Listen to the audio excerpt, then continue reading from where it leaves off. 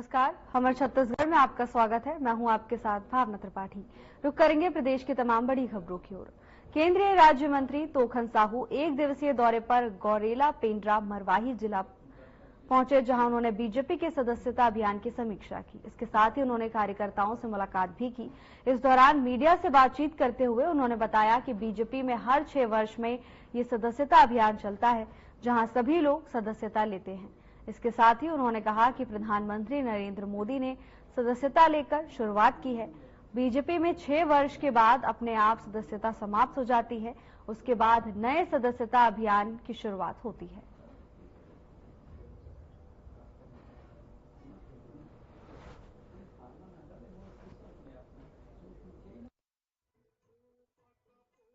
लोगों को नहीं मिल पा रही है। किसी भी जो अभ्यारण्य होते हैं इस तरह की आवागमन में किसी तरह की परेशानी नहीं होती, लेकिन हमारे एटीआर में ये दिक्कतें हैं। इसको कैसे दूर करेंगे? बातचीत करेंगे। इसके लिए टाइगर रिजर्व में जरूर परेशानियां तो है, क्योंकि वहाँ रोड है, प्रधानमंत्री आवास है, इसका निर्माण होने में कानूनी अड़चने हैं।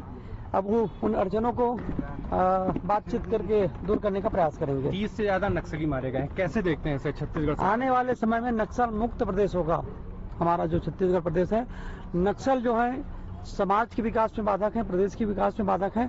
भारतीय जनता पार्टी की सरकार, माननीय नरेंद्र मोदी जी की सरकार और विष्णुदेव जी की सरकार, माननीय गृह मंत्री जी ने कहा है कि आने वाले 1.5 से 2 साल के बीच में हमारा प्रदेश नक्सल मुक्त प्रदेश होगा। अभियान जारी है। पेंड्रा में बरसों पुरानी मांग थी बाईपास की, बजट भी बढ़ गया, लेकिन उसके बाद अभी तक निर्माण नहीं हो सका। 8 साल से ये पीछे चल रहा है ये योजना। उसको भी पूरा करेंगे।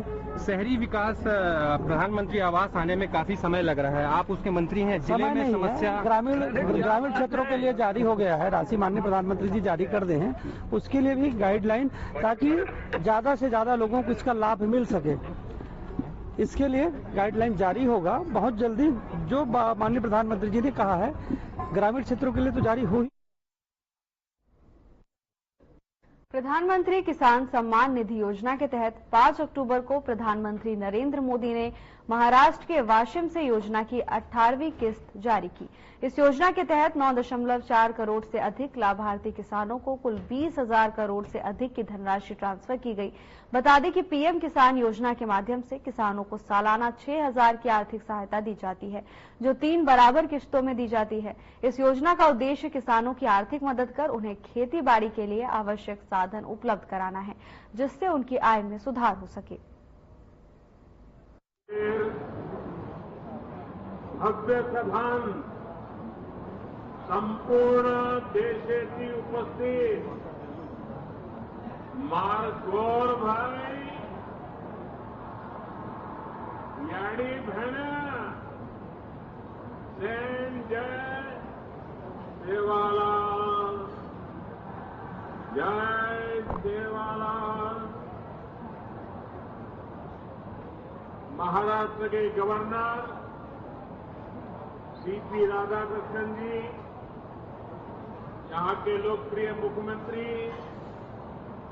एकनाथ शिंदे जी, केंद्रीय मंत्रिमंडल के मेरे साथी शिवराज सिंह चौहान, राजीव रंजन सिंह, महाराष्ट्र के डिप्टी सीएम देवेंद्र फडणवीस, अजित पवार, केंद्र और राज्य सरकार के अन्य मंत्रीगण, सांसद, विधायक और यहां दूर दूर से आए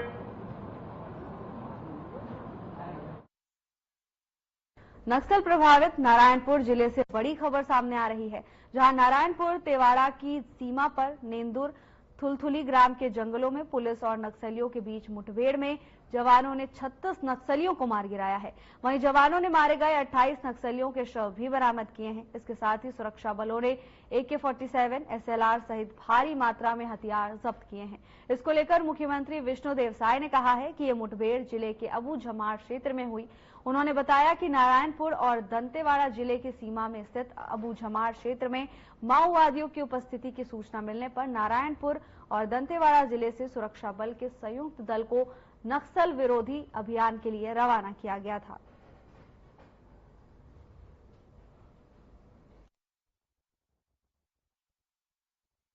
आज नारायणपुर और दंतेवाड़ा की सीमा में जो अबुझमाड़ क्षेत्र है उसमें हमारे सुरक्षा बलों और माओवादियों में मुठभेड़ हुआ है और जिसमें सर्चिंग में अभी तक 28 बॉडी मिलने की जानकारी है और कई हथियार उसमें मिले हैं, AK-47 वगैरह मिले हैं।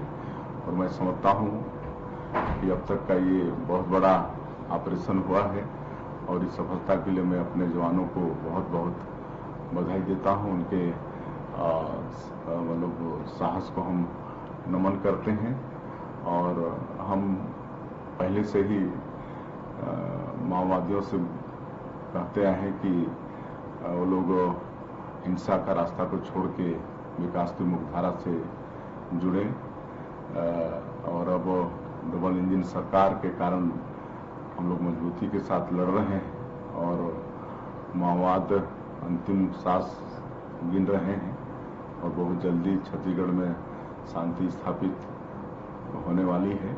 और आज हम बीजापुर के दौरे में थे तो वहां पर नक्सल पीड़ित नक्सलियों के खिलाफ सबसे बड़े अभियानों में से एक में सुरक्षा कर्मियों ने मुठभेड़ के दौरान 29 नक्सलियों को मार गिराया है। इस मामले पर सीएम विष्णुदेव साय ने ट्वीट कर कहा है कि जवानों को मिली ये बड़ी कामयाबी सराहनीय है। उनके हौसले और अदम्य साहस को मैं नमन करता हूं। नक्सलवाद के खात्मे के लिए शुरू किया गया अभियान, शुरू हुई हमारी लड़ाई अब अपने अंजाम तक पहुंचकर ही दम लेगी। इसके लिए हमारी डबल इंजन सरकार दृढ़ संकल्पित है। प्रदेश से नक्सलवाद का खात्मा ही हमारा लक्ष्य है।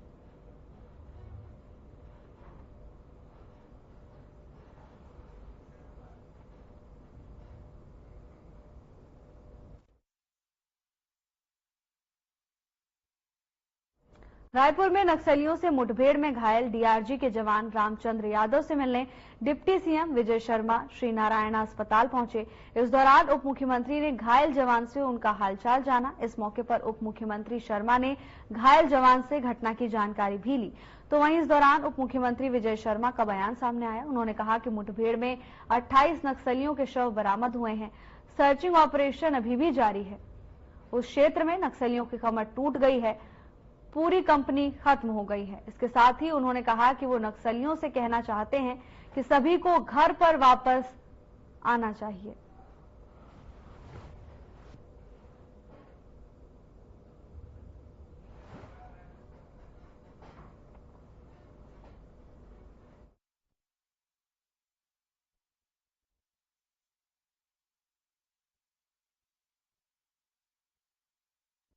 लोहारीडीह में हुई घटना के बाद से ही कांग्रेस लगातार सरकार पर निशाना साध रही है और कई तरह के सवाल भी उठा रही है। इसी कड़ी में एक बार फिर शनिवार को पूर्व सीएम भूपेश बघेल ने प्रेस कॉन्फ्रेंस कर सरकार पर कई सवाल खड़े किए और मांग की है कि लोहारीडीह की घटना में जो अपराधी हैं उनकी सूची जल्द से जल्द जारी की जाए। साथ ही प्रशांत साहू की पोस्टमार्टम रिपोर्ट को भी जारी किया जाए और बताया जाए कि उनकी मौत कैसे हुई। प्रेस कॉन्फ्रेंस के दौरान प्रदेश कांग्रेस कमेटी के अध्यक्ष दीपक बैज भी मौजूद थे। इस दौरान उन्होंने कहा कि लोहारीडीह की घटना पर जांच होनी चाहिए क्योंकि लोहड़ी कवर्धा क्षेत्र के अंतर्गत आता है, जहां से गृह मंत्री विजय शर्मा विधायक चुने गए हैं।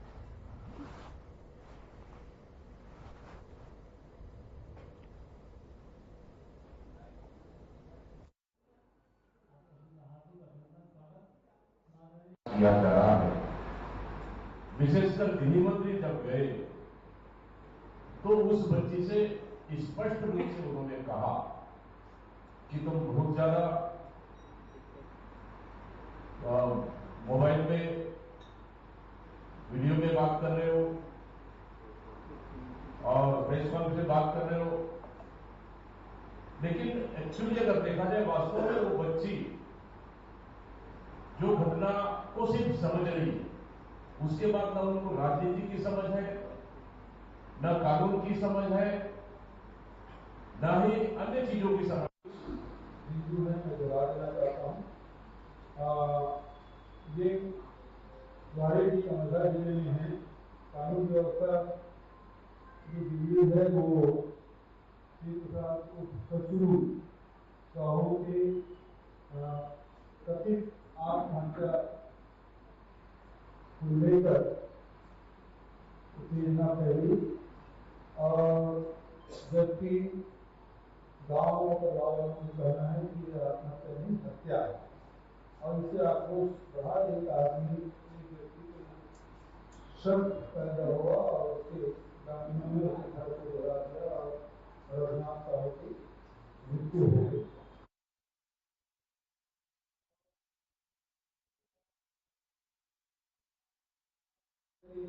स्वच्छता पखवाड़ा बीजेपी का कार्यक्रम पूरे देश में बड़े जोरों से चला। गांव, गली, मोहल्ला, शहर और तमाम महानगरों में स्वच्छता अभियान को लेकर जो मुहिम बीजेपी नेताओं और कार्यकर्ताओं की तरफ से चलाई गई थी, वो काफी कारगर साबित हो गई। गांधी जी का स्वच्छ भारत मिशन अब इस देश में साकार होता हुआ नजर आ रहा है।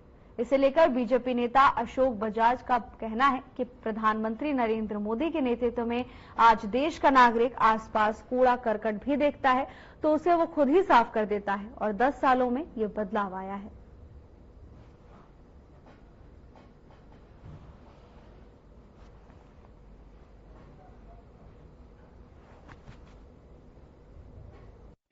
मोदी जी ने तो उन्होंने स्वच्छता अभियान को प्रमुखता दी।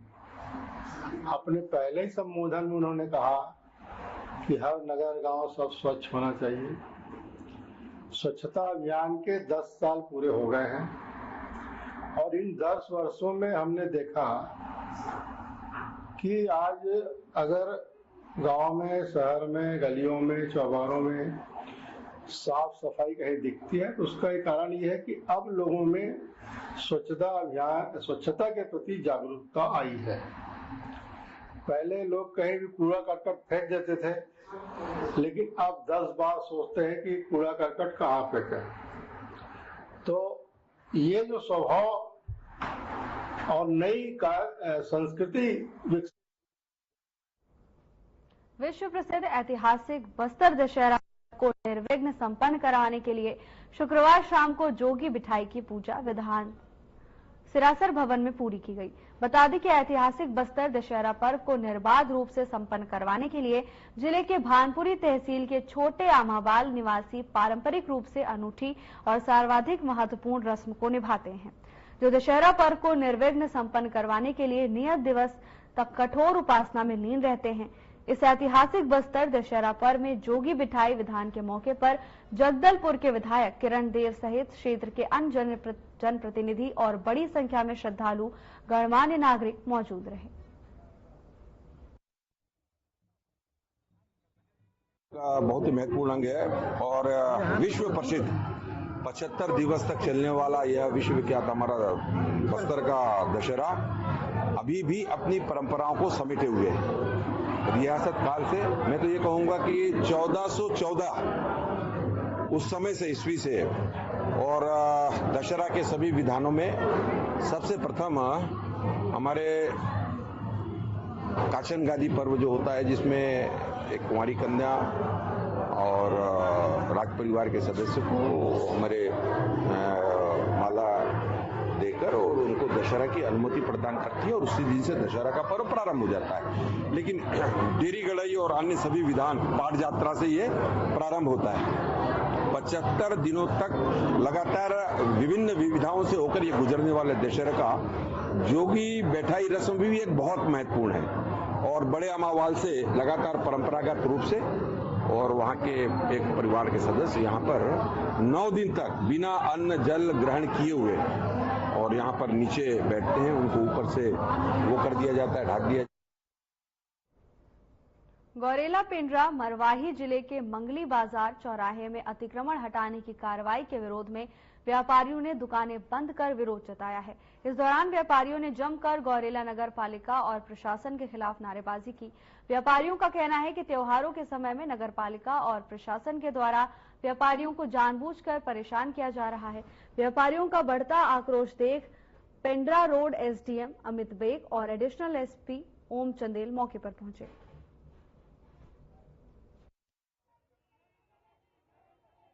गौरेला के नागरिकों द्वारा आज विरोध प्रदर्शन किया गया है अपनी मांगों को लेकर के। क्या था ये विरोध प्रदर्शन, किस प्रकार शांत हुआ? यहाँ पर मंगली बाजार है, अमरकंटक चौक है, जहाँ पर त्योहार के मद्देनजर काफी ज़्यादा भीड़ भाड़ होती है।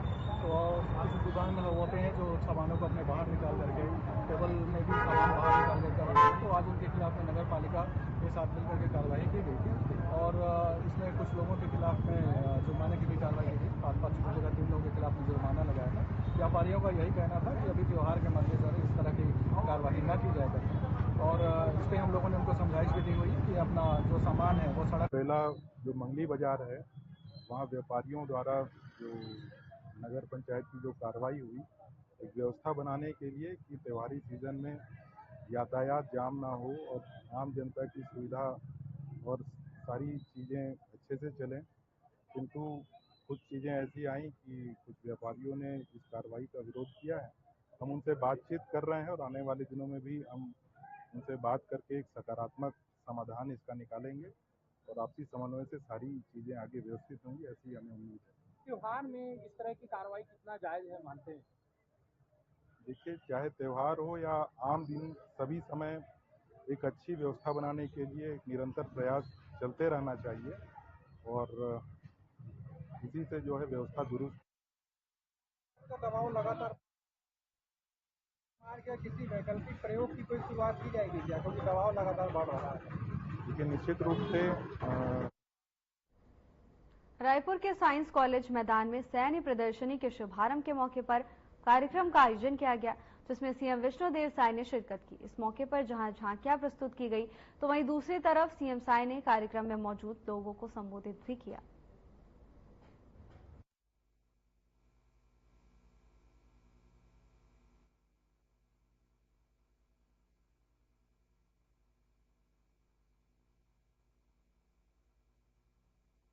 कहना चाहता हूं, यदि सेना में शामिल होकर देश सेवा का अवसर मिले तो इसे अपने हाथों से जाने न दें। अग्निवीर योजना भी आपको यह महत्वपूर्ण अवसर देती है। यदि आप सेना का हिस्सा बनते हैं तो इससे आपके परिवार के साथ साथ आपका गांव और आपका प्रदेश भी गौरवान्वित होगा। मैं इस गौरवशाली प्रदर्शनी के लिए हमारी सेना को धन्यवाद देता हूं। अपने जवानों से कहना चाहता हूं कि आप अपने कर्तव्य पथ पर मुस्तैदी से डटे रहें। देश के लोग हर कदम पर आपके साथ हैं। कल बस्तर के अबुझमाड़ क्षेत्र में सुरक्षा बलों ने माओवादी आतंकियों के साथ मुठभेड़ में 31 माओवादियों को ढेर कर दिया है।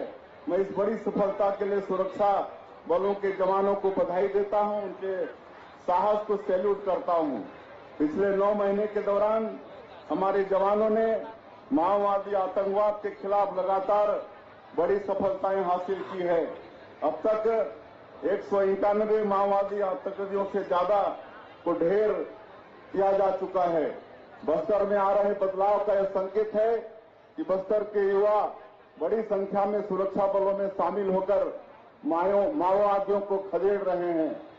मैं यहां उपस्थित सेना के अधिकारियों से आग्रह करता हूं कि रायपुर की तरह आप बस्तर क्षेत्र में भी सैन्य प्रदर्शनी का अवश्य आयोजन करें, ताकि वहां के युवा भारतीय सेना के अदम्य साहस से प्रेरणा लेकर सेना से जुड़ें और देश की सुरक्षा में अपना योगदान दे सकें।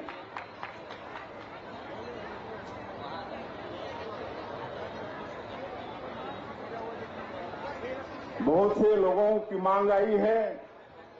इस समारोह को देखते हुए ये 2 दिन का आयोजन है, और आज और कल का, तो 1 आध दिन और बढ़ जाए, ऐसी सबकी मांग है। और हमने आग्रह किया है शेखावत जी से, तो उनकी पूरी टीम तैयार है। तो मैं 1 दिन और बढ़ाने की घोषणा करता हूं।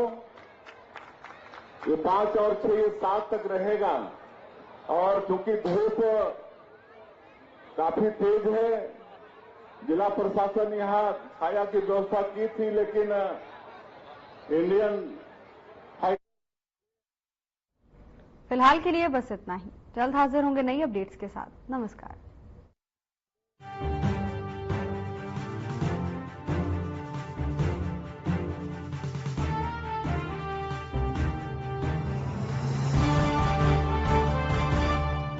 और अब वक्त हो